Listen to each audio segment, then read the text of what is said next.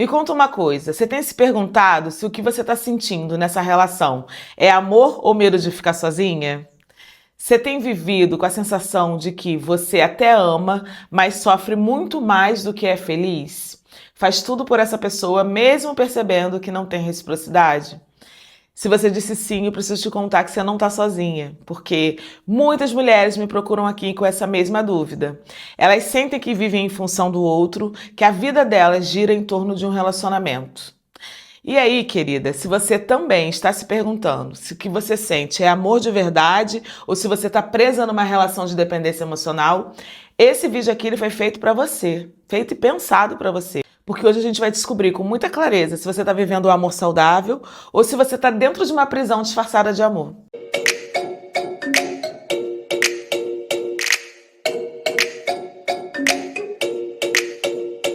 Olá, querida, tudo bem com você? Seja muito bem-vinda a mais um vídeo aqui desse canal. Eu sou Raquel Cristina, psicóloga. Prazer enorme ter você por aqui. Bem-vinda a esse canal que te desenvolve como mulher e como pessoa. Querida, antes de qualquer coisa, é muito importante você entender que amar não é se anular. Mas, quando a gente está dentro de um relacionamento de dependência emocional, essa diferença ela fica muito difícil da gente identificar. E em psicologia, a gente entende a dependência emocional como um padrão de comportamentos, presta atenção porque é um padrão, onde a pessoa acredita que ela precisa do outro para se sentir viva, segura, amada e existente. É como se ela só tivesse valor quando ela está com o outro. E aí, tem uma coisa que eu deixo muito claro aqui para as minhas pacientes e quero deixar para você também. Enquanto o amor saudável ele é baseado na escolha, na liberdade, na parceria, a dependência emocional é baseada no medo, no controle, e aí você vai se perdendo de si mesma para se manter dentro de uma relação. Tem uma frase que resume muito bem isso. No amor, eu escolho estar. Na dependência emocional, eu preciso estar. E talvez você esteja se perguntando, tá, Raquel, eu entendi a diferença entre amor e dependência emocional, mas como é que eu sei na prática o que eu estou vivendo de fato? Por isso, agora a gente vai fazer juntas um mini teste, tá? Com comportamentos reais, vividos por muitas mulheres, e esses comportamentos eles são muito típicos de quem tem dependência emocional. Porém, a ideia aqui não é te diagnosticar. A ideia é fazer com que você fique atenta a comportamentos que podem ser problemáticos e acender um alerta. Não como culpa, mas como consciência, porque é a consciência que inicia a transformação. Eu vivo falando isso e as pessoas não me dão tanta atenção. Consciência abre porta para a transformação. Bom, primeiro sinal que eu trouxe, você se sente em pânico só de imaginar o fim da relação. Não é apenas tristeza ou medo de perder. Tá? É uma agonia muito real, um medo irracional de não saber viver sem o outro. E ó, esse tipo de apego desproporcional, ele mostra para você, deixa muito claro que o outro virou uma muleta emocional.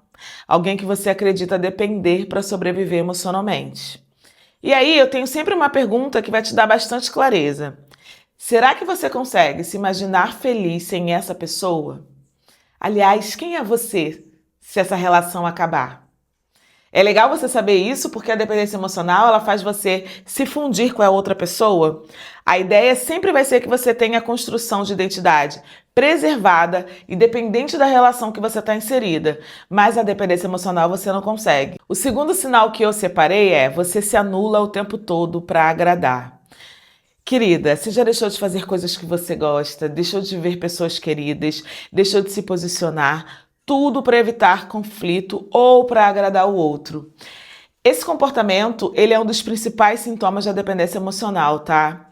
É como se a sua mensagem interna fosse: se eu discordar, ele vai me deixar, então eu prefiro me calar. E é por isso que a gente assiste aí tantas mulheres se perdendo de si para manter uma relação. Elas deixam de visitar lugares, elas deixam de fazer as suas próprias escolhas, elas abrem mão de coisas que fazem sentido para elas só para se manter dentro de uma relação sem conflito. E aí, tem uma pergunta que eu sempre coloco as minhas pacientes para pensar, e eu vou te colocar para pensar também. Quantas vezes você já silenciou a sua vontade, a sua verdade, com medo de não ser amada? E quem você se tornou tentando ser o que o outro esperava que você fosse? Eu acho essas duas perguntas ótimas para a gente identificar se você tem se anulado muito por medo de agradar. Se faça e depois se ouça. Terceiro sinal, a sua autoestima depende da validação e da atenção do outro o tempo todo. E aí, a primeira coisa que você precisa entender é que a autoestima é a forma como você se enxerga, se percebe e se valoriza. Ela nasce da tua história, das tuas experiências, da forma como você aprendeu ou não aprendeu a se reconhecer e a reconhecer o teu próprio valor. Mas quem vive independência emocional geralmente tem uma autoestima muito instável, que flutua de acordo com o comportamento do outro. Nos dias em que esse outro está mais carinhoso, você sente que você é linda, incrível, especial, importante. Nos dias que ele está frio, ausente, indiferente, você se sente pequena, inferior, invisível, sem valor. O problema é que esse vai e vem emocional é cansativo demais, né? Porque você nunca sabe o que esperar e acaba ficando refém do humor e da aprovação do outro. E isso, de alguma forma, vai criando uma crença super perigosa que te diz o tempo todo: você só é boa o suficiente quando você está sendo amada. E isso não é uma verdade. Aliás, não precisa ser assim. Foi por isso que eu criei o Psicodesafio Sua Autoestima no Topo. Ele é o meu curso de desenvolvimento pessoal, tá? Eu lembro que quando eu tinha dependência emocional, o meu primeiro passo, e meu e da minha psicóloga, foi de recuperar e reestruturar a minha autopercepção de valor. A gente fez isso dentro de um processo. Então eu falei, caramba, eu preciso entregar isso para o mundo também. Então no Psicodesafio, eu reuni técnicas e estratégias da psicologia para te ajudar a se reconstruir e ajudar a reconstruir tua autoestima de dentro para fora, para você não ficar precisando da validação e aprovação das pessoas. E assim, ele é o meu xodozinho, porque eu entendo que eu criei um curso que eu gostaria de ter recebido lá atrás, quando eu ainda não podia pagar por psicoterapia, mas eu precisava começar de algum lugar. São 30 dias comigo, dentro de um passo a passo super leve, super acessível e super profundo, onde eu vou te ensinar a reconstruir o seu valor com base em si mesma, usando estratégias reais da psicologia, tá? O link dele tá aqui na descrição. Eu tenho certeza que vai fazer muito sentido para você, porque não dá pra gente pensar em curar a dependência emocional se a gente não estrutura os nossos pilares internos. O quarto sinal que eu separei é: você sente ciúmes até de situações que não existiram. E aí, querido, eu tô falando de você criar histórias na sua cabeça, se comparar o tempo todo com o passado do outro, com as ex do outro, com as mulheres ou com os homens que ela teve relacionamento. E fazer isso também nas redes sociais, ficar lá se comparando com os outros. E por que eu coloquei esse sinal? Porque essa insegurança constante, ela é um dos efeitos mais cruéis da dependência emocional, porque ela coloca para você viver num estado de alerta, tentando controlar tudo e sofrendo com o que nem aconteceu ainda. E é claro que eu não preciso nem te falar, né, que quem cria essas histórias é o teu crítico interior. Eu trabalho bastante ele dentro do Psicodesafio. Porque não adianta você assistir um vídeo incrível, você fazer terapia com uma profissional incrível, se aqui dentro não é um lugar bom para você morar. E aí, se você tem falas cruéis mentalmente, eu quero te perguntar uma coisa. Será que o problema é o outro ou o problema é o vazio que você está colocando o outro para preencher?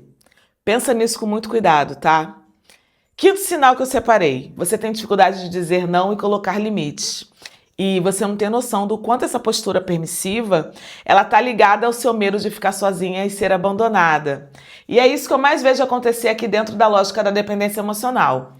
Mesmo quando alguma coisa te machuca, você prefere engolir a seco, porque você tem medo de parecer difícil demais, chata demais, exigente demais. E aí o que acontece?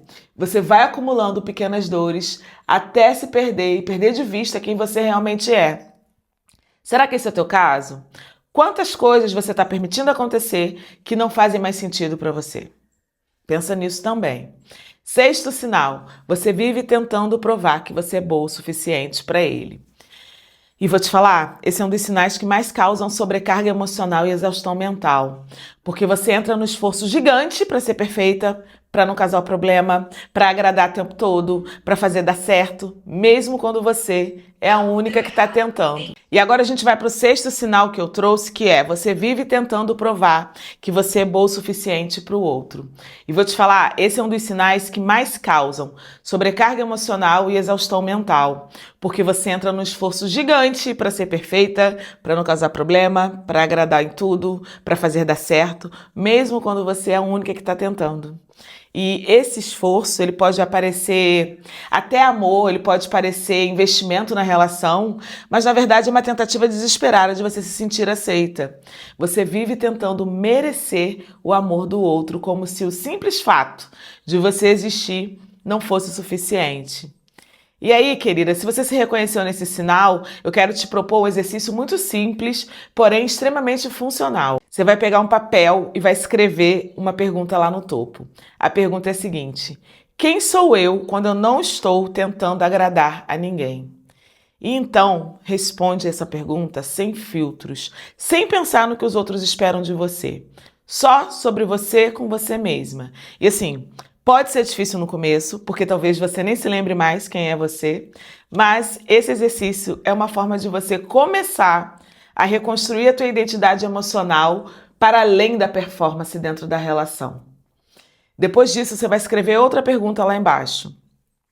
O que eu faria diferente se eu tivesse certeza de que eu já sou boa o suficiente? Esse é o tipo de pergunta que abre portas internas e coloca você num caminho de uma consciência. E como você sabe, consciência é a abertura da transformação, tá? E agora, por último, o sétimo sinal. Você tem medo de terminar porque você acha que não vai encontrar ninguém melhor. Esse sinal, eu tenho certeza que é o que mais faz mulheres tolerarem relacionamentos péssimos por ano. Você pensa assim, mas quem é que vai me querer se ele não ficar? E se eu ficar sozinha para sempre? Pelo menos ele está aqui. Esse tipo de pensamento, eu acho que ele revela o quanto a tua autoestima já está afetada e o quanto você acredita que precisa aceitar migalhas para não ficar sozinha, tá?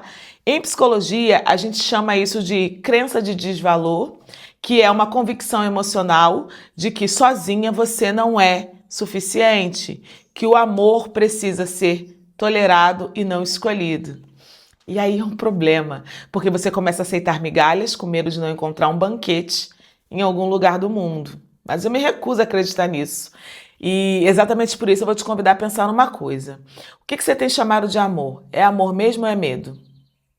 Você tem ficado no relacionamento por escolha ou por falta de alternativa emocional?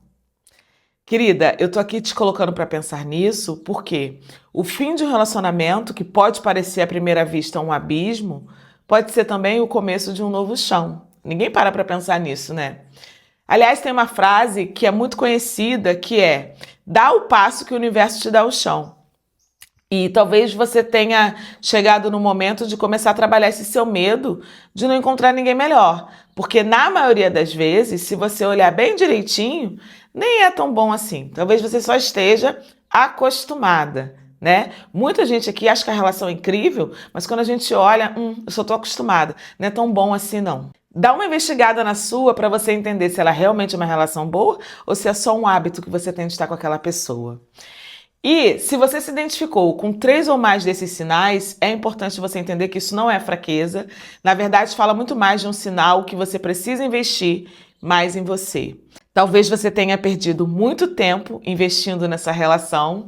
E assim, a dependência emocional, ela geralmente nasce de um vazio que vem lá da tua infância, da falta de validação, do medo de abandono e se alimenta da tua baixa autoestima, de culpas, de traumas não resolvidos. Então, tem fator de origem e de manutenção. Mas sabe o que eu vejo todos os dias aqui no consultório? Mulheres que acharam que nunca iam sair disso, saírem e voar muito e mais longe. Tá? São mulheres que descobriram que a única pessoa que elas realmente precisam na vida é se reencontrar com elas mesmas. E como uma mulher que já teve dependência emocional, que já teve baixa autoestima e como psicóloga, eu preciso te lembrar que você merece um amor onde você não precisa implorar para ser vista. De verdade. E esse amor precisa começar dentro de você, tá? Agora me conta uma coisa, esse vídeo aqui, ele fez sentido para você? Se sim, já curte para o algoritmo saber, porque todas as vezes que você curte, o algoritmo entende que ele é um vídeo bom e dispara para o maior número de pessoas e você me ajuda com o meu propósito de vida. E se esse é o seu primeiro vídeo aqui no canal, já se inscreve, porque todos os dias eu tô trazendo conteúdos que vão te desenvolver como mulher e como pessoa. Um beijo no teu coração, até o próximo vídeo.